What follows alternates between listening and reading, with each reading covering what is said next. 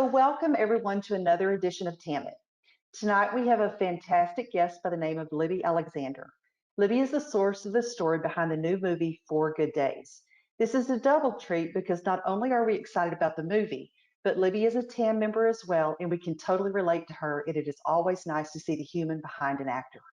Libby is a wife, a mother of 2 daughters, an esthetician, and an advocate for Matt. In Libby's words, and I quote, I have been on this journey of addiction, relapse, recovery with my daughter for 20 years now. I believe we can only recover if we speak out and share our experiences.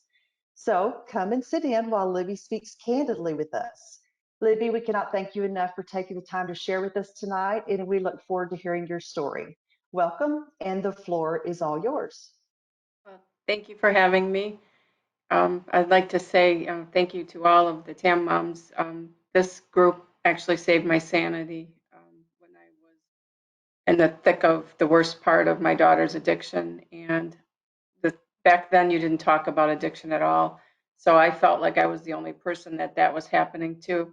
And I stumbled on TAM somehow on Facebook, and it saved my sanity. And I'm thankful. And I'm on TAM every single day. I visit every single day. So my daughter's journey with addiction began in a doctor's office, like so many of us. She was in a snowmobile accident when she was a teenager, and by the time she was 18, she was getting her own doctors and a full-fledged pain pill addict. And she, at the height of her pain pill addiction, she was taking around 30 a day. She had at least 5 doctors that prescribed her opiate pain medication for no reason. Her injury had healed long before this. She got to this point. And then when the state finally started mapping the prescriptions, she just turned to heroin. She already had known people that did heroin. So that's how that all started. And she was 24 when they started mapping the prescriptions here in Michigan. And she was in and out of my house, in and out of rehab. I paid for her to live in apartments, trailers, hotels. She lived in an abandoned house. The gamut, what we've all been through. She went through everything. And I thought at one point I was suicidal with all of this because I was bankrupting myself trying to save her, and it wasn't helping her. And it was just really bad. And she was probably on Facebook for probably 3 months of her life. And I wanted her to go on a Vivitrol Facebook group. I was trying to get her to get that shot, and she did. And then she comes to me and tells me, you know, there's this guy from the Washington Post. He's writing a story, and he wants to write a story about me. Now, all I can think of is, and I'm sure that she's going to hit me up for some, you know, publishing fees or something, right? This is not for real in my mind, and you know, somehow she's going to ask me for money in a second. So I talked to Eli Saslow on the phone, and he can clearly see that I don't believe anything he's saying, and I asked him to send me articles that he's published, and he did. He said, you know what, I'm going to give you my number here at the Washington Post, and you call me back. And I called him back, and this was real. And he had just heard about Vivitrol. This was in 2016. So he wanted to follow somebody and write the story of them as they're getting their shot. So he came to Michigan, and Amanda did 3 days in a detox. She had Medicaid, and that's all they would pay for was 3 days. And then she was going to finish up at my house with that. So Eli was here, and he was interviewing us together and separate and then together. And she comes to me and she says, you know, Eli wants to talk to another addict too. So I told him we could go down and pick up Sammy. Now, Sammy was a friend of hers that lived in Detroit, so in an abandoned house, actually. So she went to Eli then and said, Eli, I think you should also get another addict's perspective, you know, not just mine. So I have a friend named Sammy, we can go pick her up. So I didn't know Eli. I didn't talk to him, about this. So I just thought he wanted to talk to another addict too. So I drove us to Southwest Detroit, and Amanda gets out of the car and she disappears, and she's not coming back. She's not coming back, and she's not coming back. And I don't know Eli. He's sitting in my back seat. He's taking notes and he's writing, and she's not coming back. And now I drive around the block looking for her, and I clearly see this is a drug deal. And I'm like, oh my God, I'm bringing a Washington Post reporter on a drug deal. And I'm texting her, get back in this car. So finally she comes and gets in the car, and she doesn't look high, and she didn't have any money. But what I didn't know at the time is if you hadn't seen your dealer in a while, that they would give you testers. So that's what we were down there really, because she wanted some testers from this drug dealer, and she wasn't going to make it the 4 days that she had to before the shot. So then Eli and we drove back to my house, and now Eli and I are sitting at the kitchen table, and she comes in and she says, she's on the phone, and she's like, what do you mean you have to cancel me? And that's not fair. I've been waiting for this. And then she hangs up the phone and she says, they canceled my shot. They rescheduled it for Monday, which was the following week, which meant Eli would have to leave and come back because he wanted to be there for this shot. So that happened. And then Eli comes back, and Amanda was here at my house, but then she said, I'm going to, her ex-husband was going to come and get her, and she was going to go visit her kids for a little while.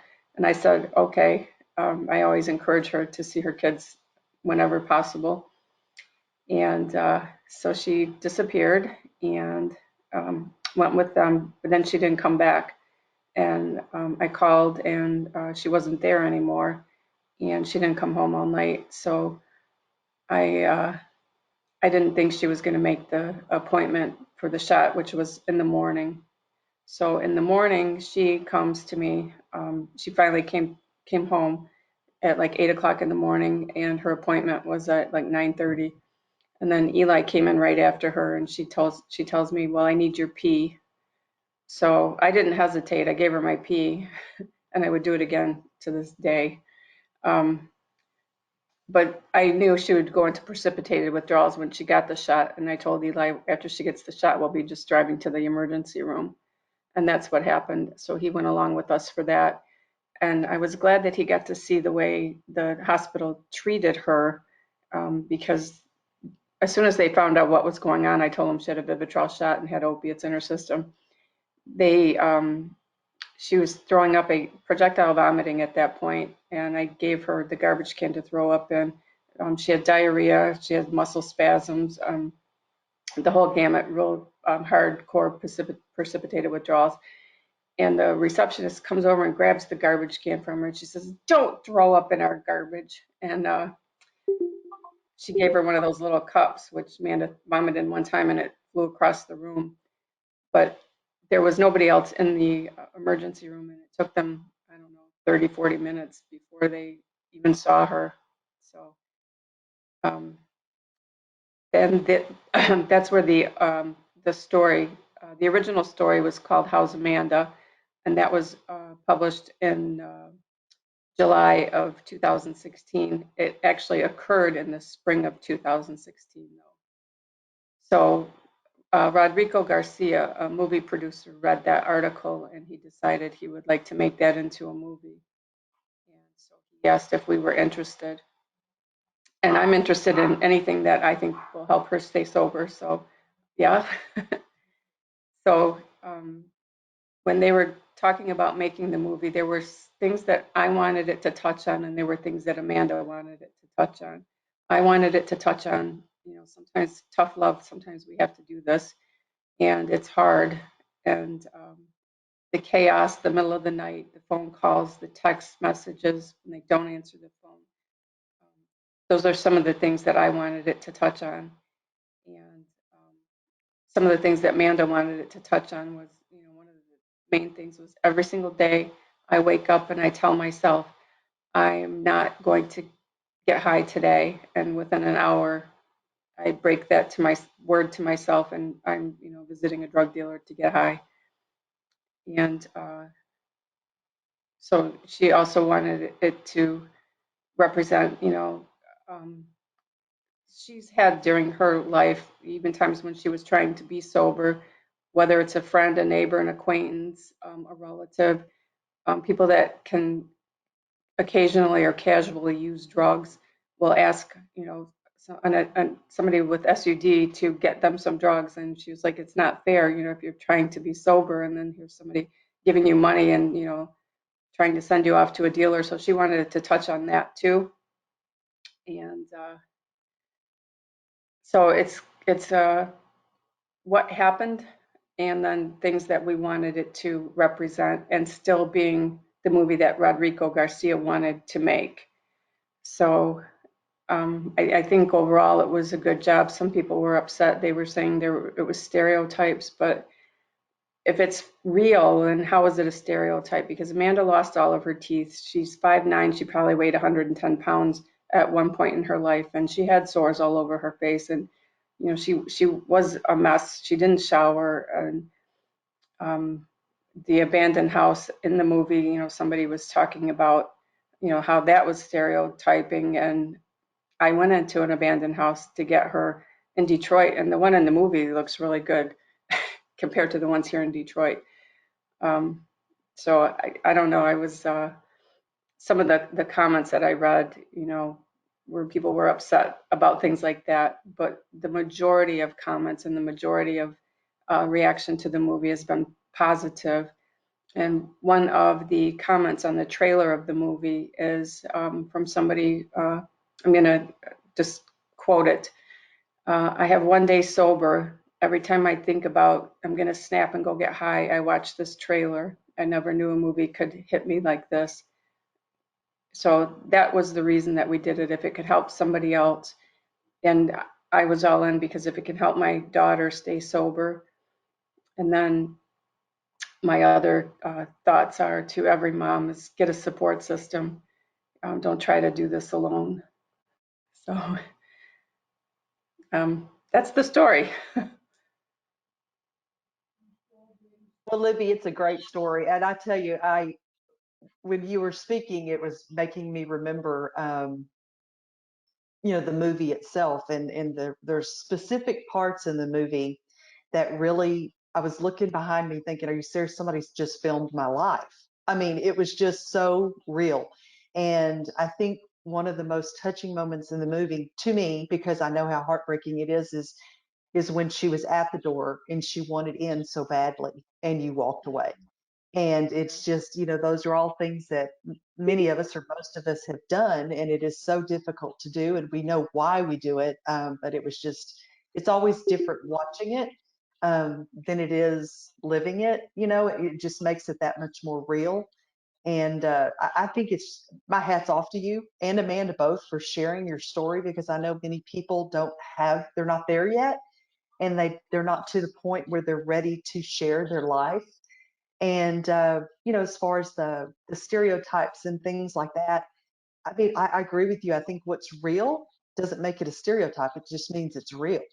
And I think that many people that see that don't really understand addiction. And I think it was a great film. And I appreciate you doing that and sharing your story, because I agree with you. I think it's very important to get stories out there and stand up for what we're living so that we can try to make a change. So we appreciate that for sure. Okay, so do we have some questions? If anybody wants to type some questions in the chat box, we'll take some questions there for Libby. See, Tanya said, oh my goodness, this movie represented the 4 days I spent with my daughter, Devin, a couple of weeks. See, I told you, Tanya, I was telling her about this movie. And I said, Tanya, you got to watch this movie. It's your life right now. Oh, it really was. So who Yeah, else has questions for Libby? Go ahead, Libby. Oh, I was just going to say, Amanda was in and out of rehab at least 15 times. She was on methadone. She was on Suboxone. She managed to always find a way to still use drugs, except the one thing in the movie that's true is she did have a baby, but I knew about it. Um, she gave a baby up for adoption, and she came to me and told me she was pregnant, and I was like, "You have to have an abortion. We can't have a baby here. Like, I can't take care of a baby. I'm chasing after you, and you can't take care of a baby." And she just has a heart of gold. She's a much better person than I am. Because I wouldn't have done what she did. She said, Mom, I know you can't take care of a baby and I don't want you to. And I know I can't take care of a baby, but Mom, there's a woman out there that wants a baby and can take care of it, but she can't have it. Why can't I bring this baby into the world and give it to her? So we had a baby. So every morning I got up at 4:30 in the morning and I drove 40 minutes to pick her up, to drive 20 minutes to the methadone clinic, to drive 20 minutes back to her apartment, and then 20 minutes back to work. I did that for 7 months. Um, Yeah. and one thing I get aggravated with like the methadone program is why couldn't they get that at a pharmacy? It was okay. They give it to her to take home on the weekend, but every day she had to go stand in this line, and it's a humiliating process that they do to these people. And I support methadone 100%, but I do not support the way it's given out. I think it's bad. Right. Well, we have some comments. Stacy said, I really love the backstory. Let's see, it jumped down here on me. It said, I really love the backstory and that you were able to have the input to bring many important things to light. And Sandy said, I felt the movie was so real. Thank you for sharing your story. It touched my heart and showed how hard it is for us to do the most unnatural thing with our kids. And Debbie asked, what was the shot she needed? She missed that part. It was Oh, Vivitrol, correct? Vivitrol, yeah, naltrexone. In the movie, they don't ever say Vivitrol; they say naltrexone. But Right. I don't even know if there's another. Uh, is there another shot besides Vivitrol that I don't know? I'm not sure.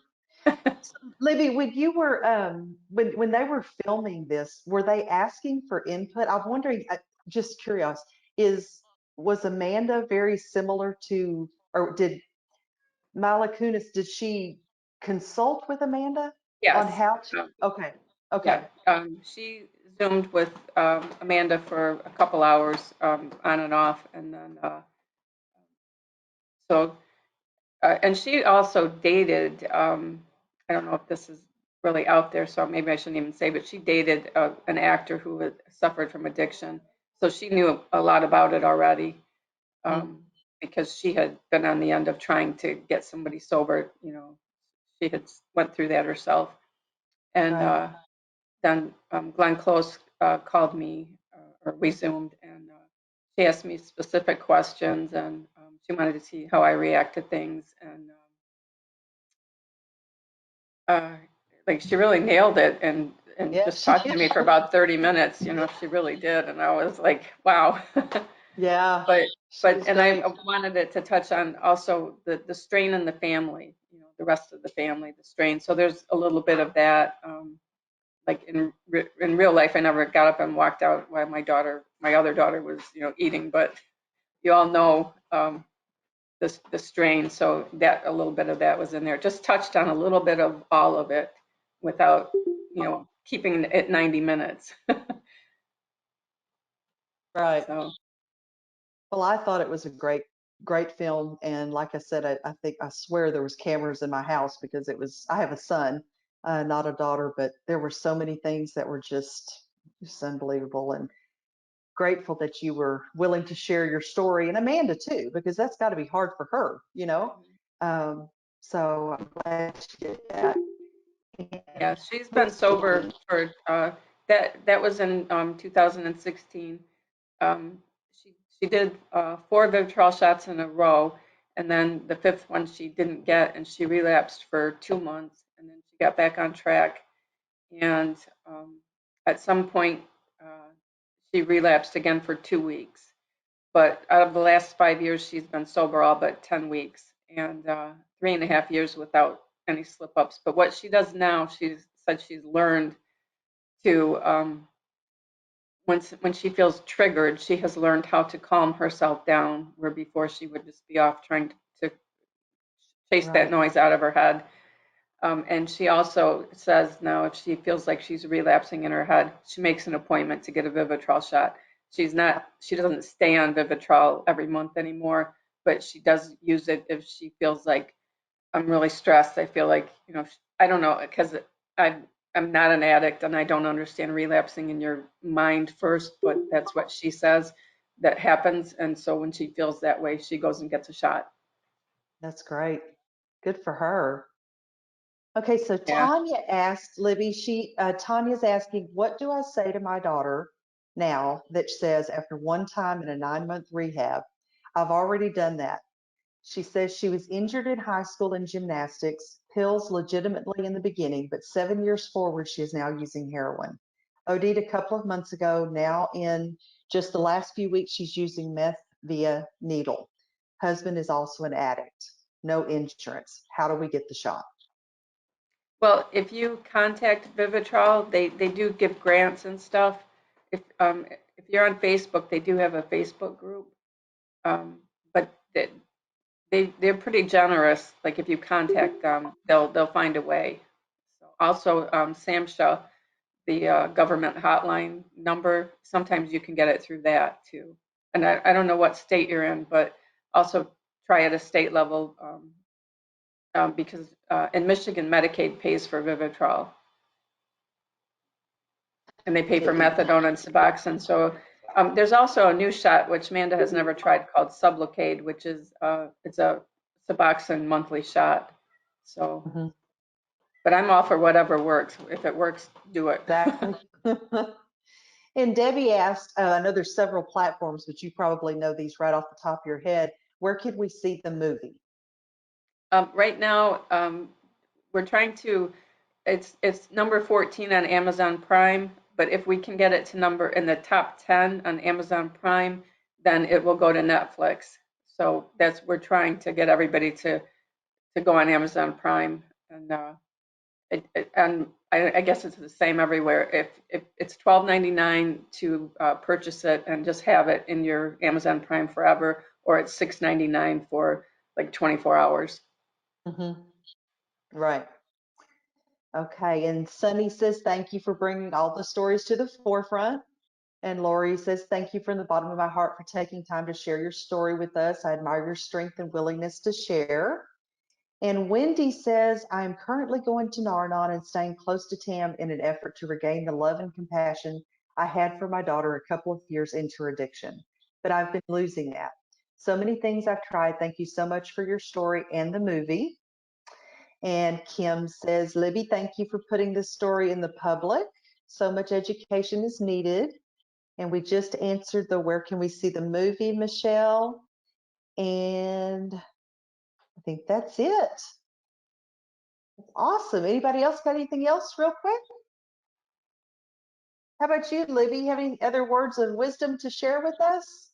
Well, like I said, this TAM saved my sanity, and I don't even know like when I joined. I don't remember, but I I also joined the TAM Michigan group, and from that little group, I have three really good friends, other addicts' moms, and we have a bond like no other because nobody else can understand what we go through.